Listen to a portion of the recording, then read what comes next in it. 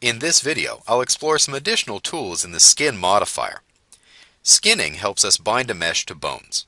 In this case, I've got a rough arm modeled and skinned to a couple of bones. I've added on a motion test, where the IK at the end picks up and bends that arm, and we can see some obvious problems I need to sort through. I'll select the mesh and right-click and choose Envelope to see the influences. Right now what I can see is that the influence from bone 1 on the elbow is too little. It's in blue here, meaning it's not very much, and I've got the obvious crunching there. If I select bone 2, shown as the line here, I can see it has a large influence on that elbow, causing that odd deformation. Beyond the envelopes, which we can use to get a rough size here, we have some other tools available. I'll right-click and choose Select Vertices if it's not already checked. Now I can pick vertices and adjust their weights. I'll select some of the elbow vertices here, and I'm going to scroll down on the modifier panel, and I've got two options here, the weight table and the weight tool. I'll pull up the weight table first. What this shows me, notice I have selected vertices chosen, is these number of vertices, these 6, have these weights to these bones.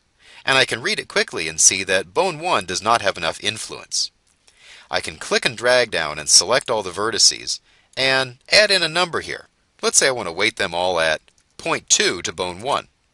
All of their influence changes. Now I'll scrub on my timeline and my motion test is a little better. The weight table is handy for mass editing. What this lets you do as an example is remove the influence from a bone on vertices.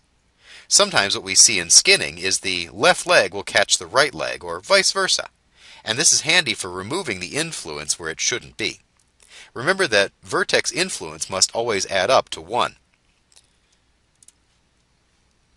We can also use the weight tool. What the weight tool lets us do is pick vertices and adjust their weights and play it and see it.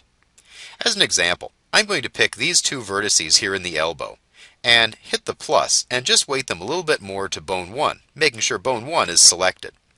As I increase their weight in 0.05 increments and then scrub on the timeline, I can see that deformation is getting a little better.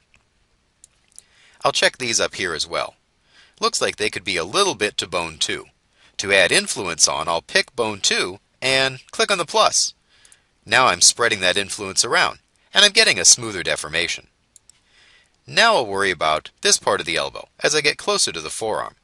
Right now these are very heavily weighted to bone 2, which looks okay. The deformation is pretty decent.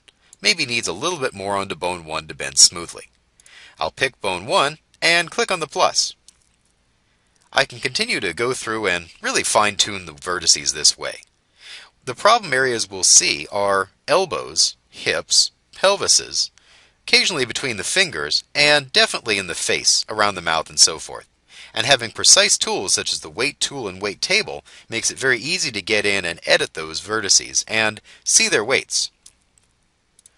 Lastly, we can paint weights if needed. I'll click on the Paint Weights button and it brings up a standard 3ds Max brush. Clicking on the brush tools here gives me a configuration for that brush, a min and max strength, and a size. I'm going to lower down that size to 8, and I can adjust the brush fall off if needed. This is particularly useful when dealing with a lot of vertices, if you have a high-res character, for example. I'll close this, and right now I'm going to paint more influence on these vertices from bone 1. Whichever bone is selected is getting more influence. As I paint those in, we can see the color changing. And as I scrub on that motion test, I'm getting the start of a smoother deformation in the elbow. Between those three tools, the weight tool, the weight table, and painting weights, you can get a smooth skin on your mesh and get some accurate deformation without crunching, folding, or loss of volume.